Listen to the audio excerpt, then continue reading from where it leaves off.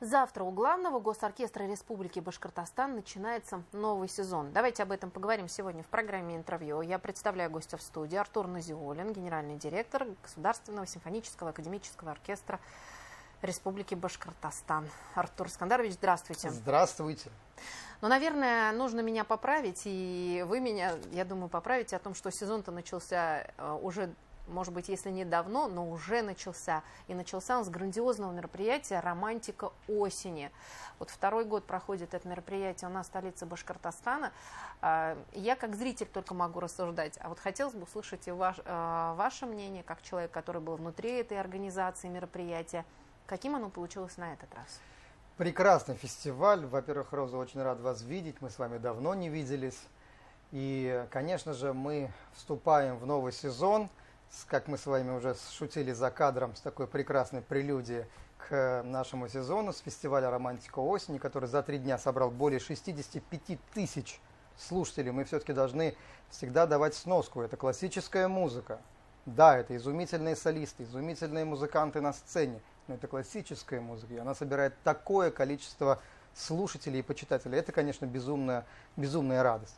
Я не устану благодарить главу Республики Башкортостан за всестороннюю поддержку и инициативу, на самом деле, в проведении данного фестиваля.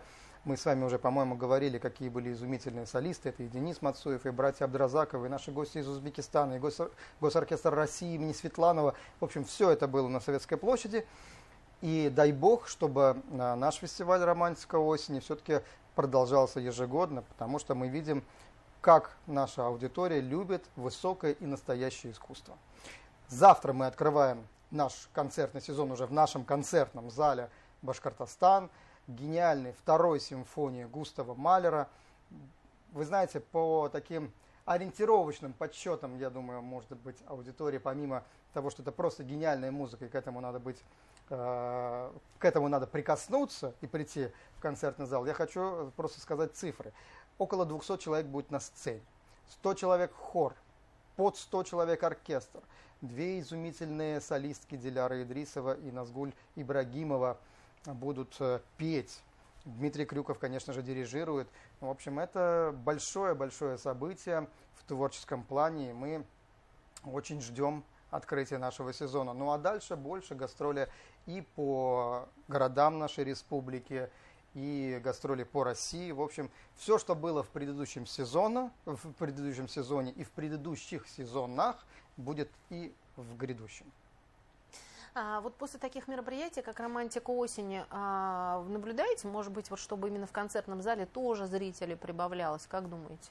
Безусловно, мероприятие, собирающее такое количество людей, отражается и в целом на имидже коллектива, и на посещении концертов. Конечно, мы видим новую аудиторию. Аудитория, как правило, которая не знакома с традициями, сложившимися столетиями посещения классических концертов. Это и аплодисменты могут быть в неуказанное время, будем так говорить.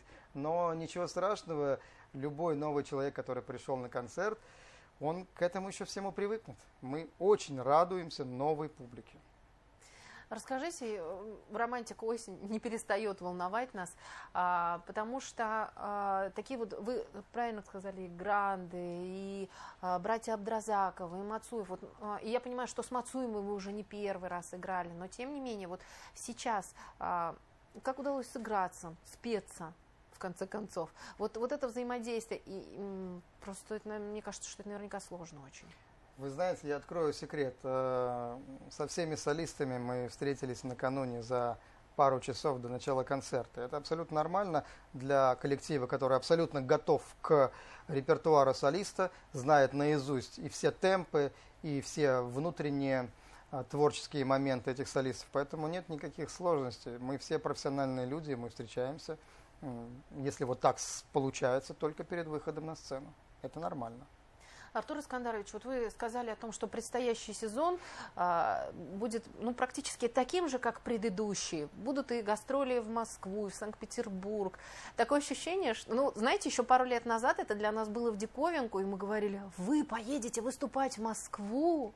А сейчас вы уже так спокойно об этом говорите? Вы знаете, Роза, я вспоминаю 2020 год, мы с вами в этой же студии говорили про первые гастроли оркестра в концертном зале Чайковского в Москве.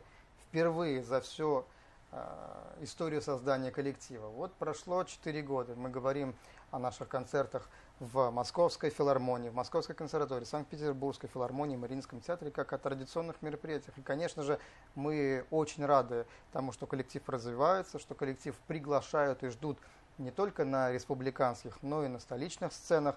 И, конечно же, это счастье, что так все получается. Безусловно, без поддержки это бы не получилось, но мы в очередной раз благодарим и главу республики, и Министерство культуры за всестороннюю поддержку высокого искусства. Без поддержки культура не может существовать. Это абсолютно исключено. Только огромная государственная поддержка может дать развитие и импульс в развитии коллективов.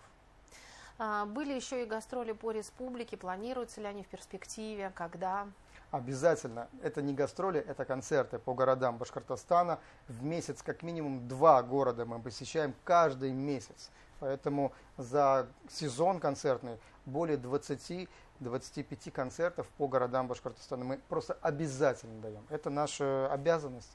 Мы также наряду с выступлениями в Уфе должны дарить светлое, бессмертное искусство всем жителям нашей республики.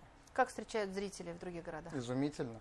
Это же колоссальное событие. Приезжают 100 музыкантов, играют гениальной, божественной красоты музыку.